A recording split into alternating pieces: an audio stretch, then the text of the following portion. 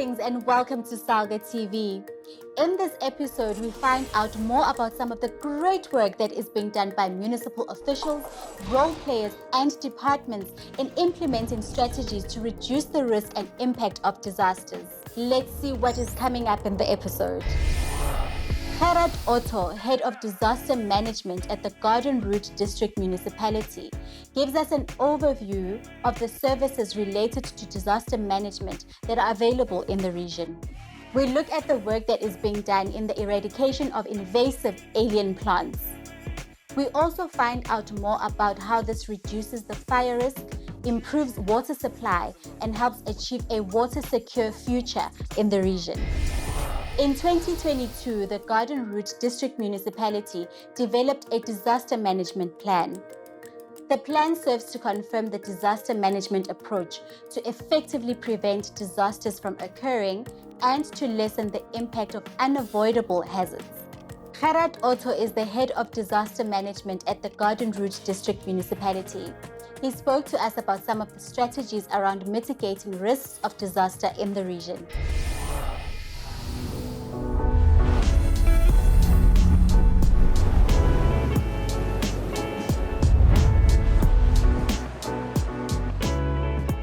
My name is Gerard Otto. I'm the head of the Disaster Management Center at the Garden Route District Municipality.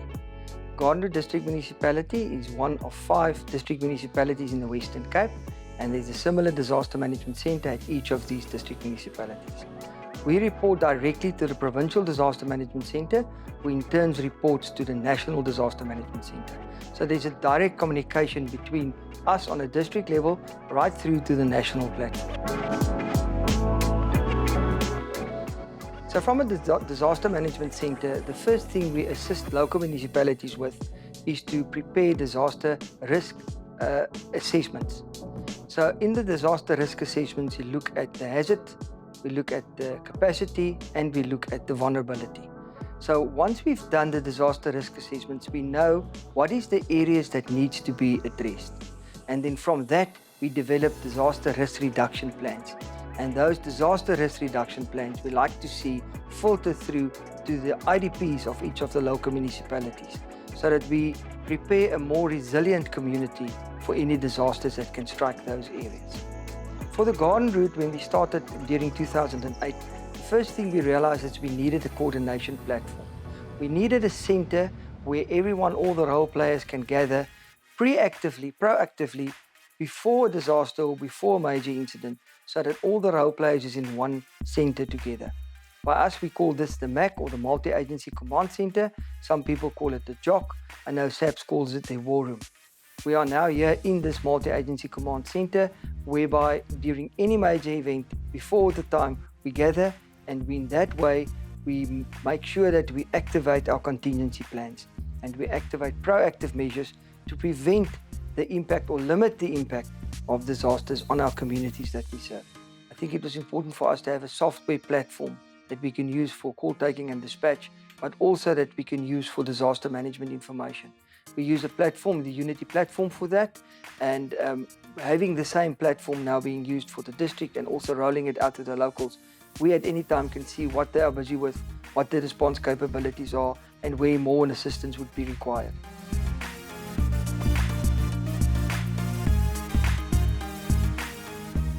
In the times we are in, it's really important to look after our environment as it is our profession, and stemming away from using paper for inspections, it's really a big move in that direction. It also helps keep track of your inspections. You can't lose a page because the inspection is directly on your system.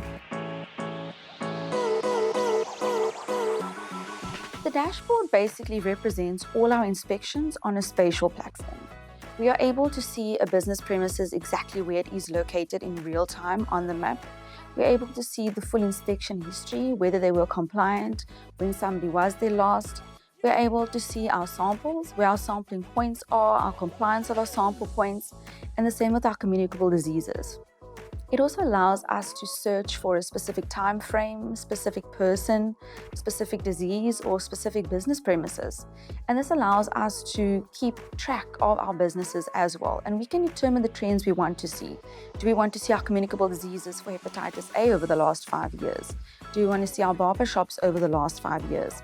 So it really helps us making executive decisions going forward on where vulnerable communities are and where we can put focus on to better protect the community, as well as our health education efforts. We actually have two strategies. The first one is our mobile inspection app.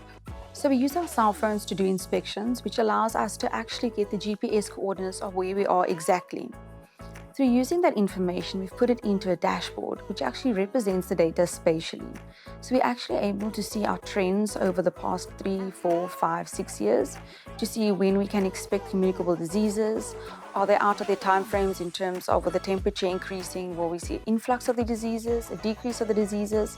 We can even see along the river, the samples we took, if the river is a threat mostly in December, is it a threat during the school holidays of June, July?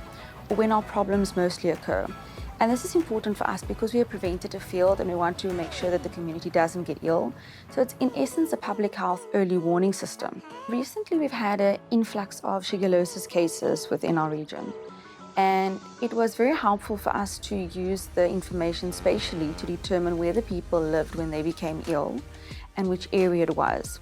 By doing that, we were able to see that there was a river that they actually had in common with each other compared to where they live, which we could determine that that could be the possible source of pollution.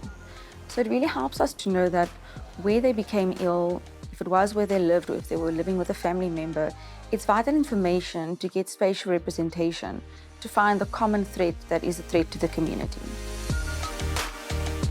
My name is Jessica Erasmus. I'm an environmental health practitioner with the Gardiner District Municipality, and you're watching SALGA TV. A lot of invasive alien plants thrive throughout the garden route. Such plants pose a threat to biodiversity, water conservation efforts, agricultural management, and fire risk management. Alien plants consume more water than local plants, depleting valuable underground water resources, which results in intensive veld fires. Let's take a look at some of the work that is being done to control invasive alien plants as a way to minimize disaster risks. My name is Pam Booth. I'm the Environmental Manager at Knysna Municipality. I am in charge of, amongst other things, enforcing environmental law as a Green Scorpion. It's one of the things we've been doing differently since 2017 when we had a Category 1 disaster, a big wildfire that had severe impacts on the environment and on people's lives. And where I'm standing today is a little place called Cloud9 in Sedgefield. We are in the middle of issuing enforcement notices on the landowners around here who have invasive alien plants on their properties. Now, invasive alien plants are plants that don't belong here. They come from other countries, mostly Australia. They burn at very high temperatures, and they are one of the main reasons that we have very hot fires.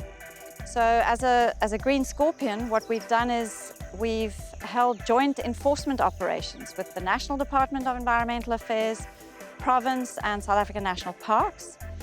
And we basically have told the landowners around where I'm standing right now that they have to submit an invasive plant control plan in terms of the legislation, and they have to implement that control plan. And if they don't, there is a fine to a maximum amount of 10 million rand or 10 years in jail.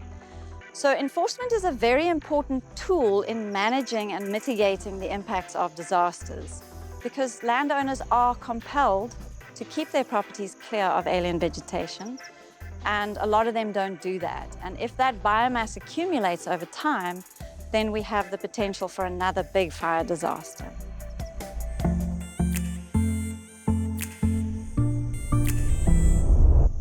So here we've got one of the invasive alien trees. This is Acacia cyclops, or Roykrans. It's got a little yellow flower. And then in the distance, you can see another one sticking out. It's that funny sort of gray-green bush. And then behind that, you've got the big pines. Then also where we're standing here, you've got these enormous eucalyptus trees. There's at least 2 or 3 different species of eucalyptus here. And they love fire. They burn very hot. And when they're not killed by fire, they coppice enormously. So that's one of our biggest challenges, is controlling eucalyptus and the acacia species. All of them that I've mentioned now, except the pine, the acacias are from Australia, And so they don't have many natural predators in this country. And what we've done is we've introduced biological control agents, which are little bugs that help keep the seed load from these trees under control. So at local government level, you can contact the Plant Protection Research Institute, and they can make sure that you've got all the right biological control agents for controlling the Australia acacias. Then ecological burning is when you burn a vegetation like this, which is fynbos and thicket, and you allow the vegetation to burn at the right time. So between 12 and 15 years old, an ecological burn will reduce the biomass and the fuel load in a natural area, and it will help all of those species to regenerate and reach the right levels of diversity. Because at the end of the day, it's not just protecting property and human lives, it's also about encouraging biodiversity in our landscapes.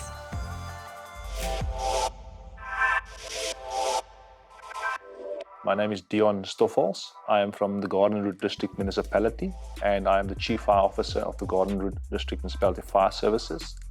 In terms of risks, in terms of wildfires in the Garden Route District, I'm a firm believer that we sit probably with the biggest risk in South Africa.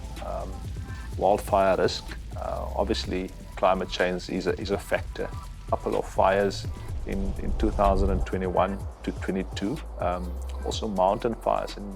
In our area, lightning strikes is also an issue, and obviously with the encroachment of alien vegetation, which is very predominant in our area, then obviously there's fuel for fires, and so the threat never really went away. It basically lessened after 2018, 17-18, and then people were very much alert of threats, and they started doing little things for risk reduction, making fire breaks, doing block burns, as we call it, prescribed burning, getting rid of fuel and reducing the fuels. So a lot of that in small pockets in the various municipal areas has been done. Good work has been done, but obviously the risk remained.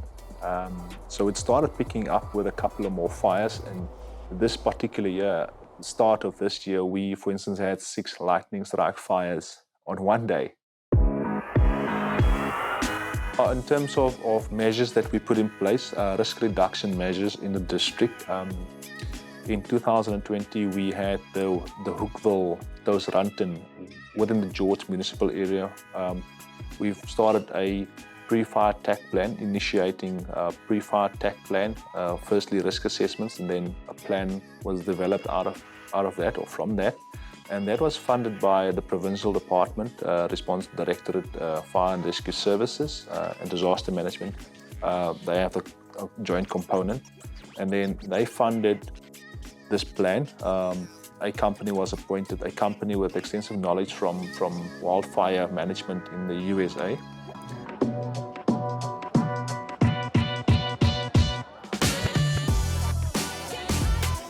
Within this area, which is Bosisgif, Kolweni, actually this is Kolweni, but Bosisgif is just a little bit further down. Within this area, we're frequently faced with informal settlements fires. So what we've done is, I think within 2021 May, we had 2 fires within 5 days of each other, which then obviously, unfortunately, resulted in a few people's lives being lost. The first one being 2 people's lives being lost, and then obviously the last one that we had was 1 person's life being lost, and then obviously leaving multiple people displaced. So we looked at what can we do as a district municipality in collaboration with the local municipality, being Bito municipality, and assistance from the Provincial Disaster Management Centre on how to combat this, to minimize the effect of fires within this area. So we came up with an initiative, a pilot project, which we call it, being the smoke detection installation pilot project within this area. And what it is a smoke alarm basically that we've installed within multiple households that would alert people when there's a fire smoldering. So obviously when there's smoke, the device detects the smoke and then it alerts the people that there's a fire.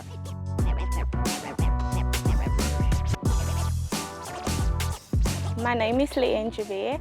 I'm with the Garden Route District Municipality Disaster Management. To report alien invasive species, please contact the Department of Forestry and Fisheries and Environment using the details on the screen. In the next insert, disaster management officials take us through the threats and solutions to water security in the district. We also take a look at the Garden Route estuary. My name's Jonathan Britton. I work for South African National Parks in the Wilderness National Park. It's situated in the Garden Route district. I'm employed as a section ranger, responsible for a lot of the conservation operations in the national park, as well as some of disaster management related activities and management objectives that we have.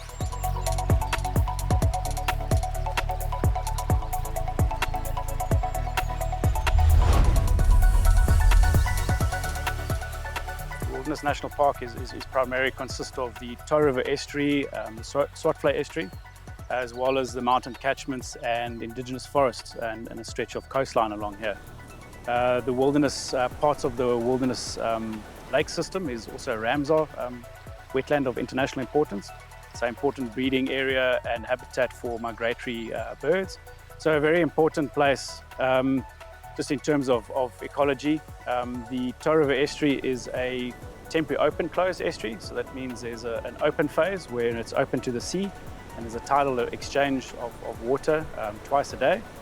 And then as the forces of the sea become a bit stronger, sand gets deposited in the river mouth and the water levels drop and we start entering the closed phase. So we've got these two different ecological phases. Neither is superior. In terms of disaster management related activities, I think we're in a unique situation. You know, extreme weather events, whether they're fires and heavy rainfall that leads to floods are part of natural cycles. So some of the proactive measures that we have put in place to manage this risk, again, you know, extreme events are going to happen. We cannot eliminate it, but we can certainly have management actions that prepare us and mitigate and sort of just minimize the severity of a flood. So flood here is one of the big things that we have to deal with.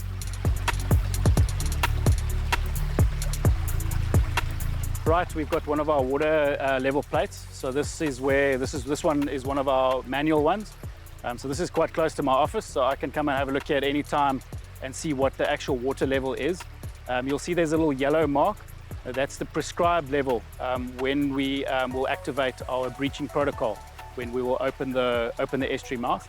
And that prescribed level is in place to minimize flood risk, as well as to balance hydrological, social and ecological objectives. My name is Jannie Kuchlenberg. I'm the Director of Civil Engineering Services of George Local Municipality. Water security is one of our major threats and making sure that we've got enough resilience in our system to provide for the demand for the public. Planning is our bulk mitigation measure to make sure that we've got enough resilience in our system. So we did our bulk water resource study in 2005 initially. We're busy updating it now again for the future going forward. And that allowed us to plan for projects and get project ready and implementation ready for projects like the dam behind us here.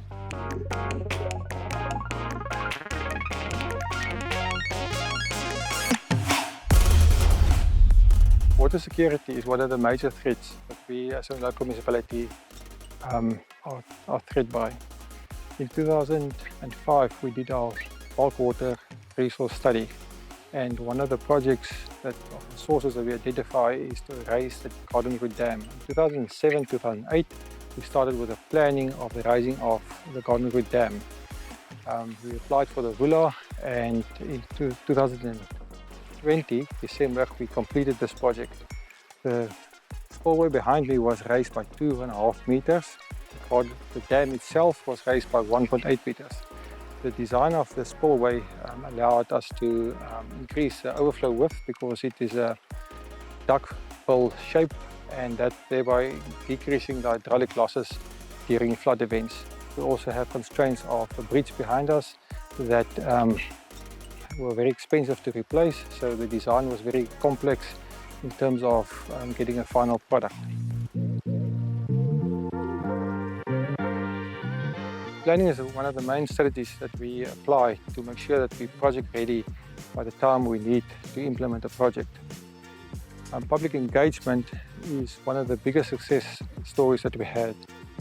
In 2009-10, we had a population of 190,000 and we had a water demand of roughly 35 megalitres a day. Due to the planning and the water strategies that we applied in public participation, we had involved schools, we involved planning department. We managed to reduce the water demand substantially. In 2024, our population is now 224,000, which is a 19% increase. But our water demand at peak is still 36 megalitres a day.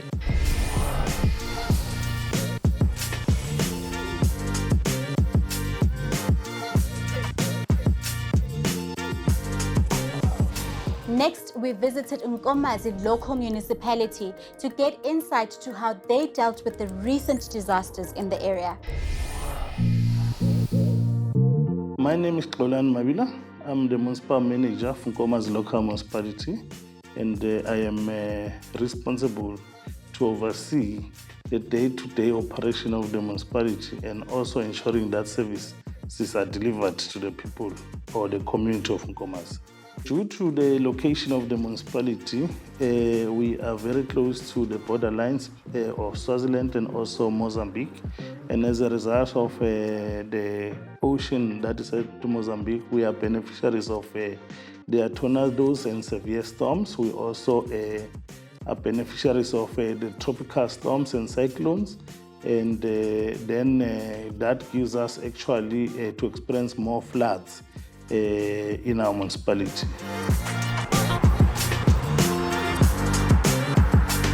In February 2023, we experienced a severe storm that actually led to most of the areas of our municipality to floods, and we have suffered a number of damages due to those floods and severe storms. We're talking about houses that actually were sinking in the river banks, and also we're having roofs that were actually washed, and that is and bridges that were washed away by the floods.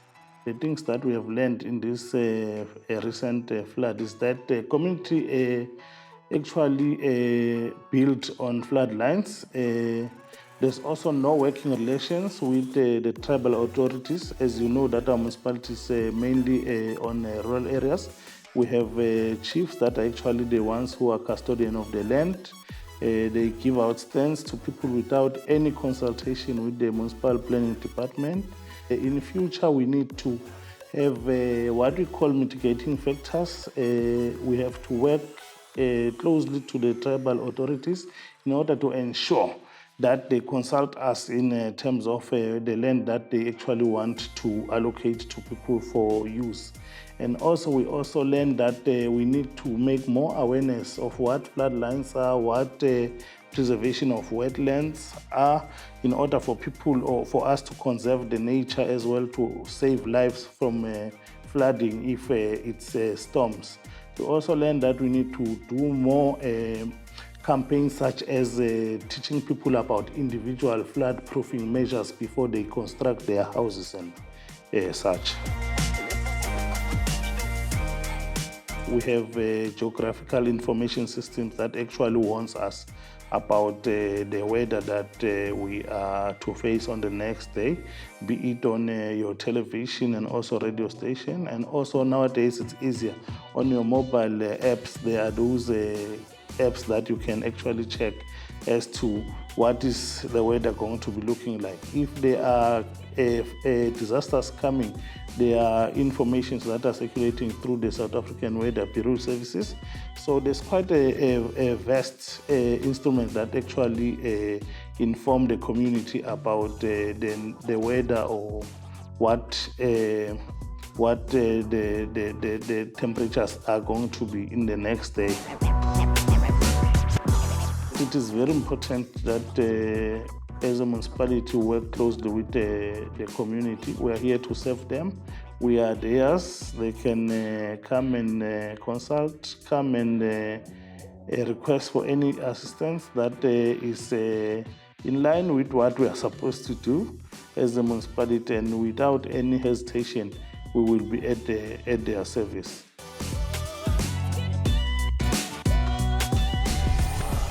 This show has shown us how disaster management is a continuous and integrated multi-sectoral and multidisciplinary process. We hope you are enjoying watching SALGA TV as we shine the light on the great work that municipalities are doing. All episodes of SALGA TV are available on YouTube for on-demand viewing. For SALGA updates, please follow our social media pages. Until next time, from me, your host, Meralda Nisalega Mnandi.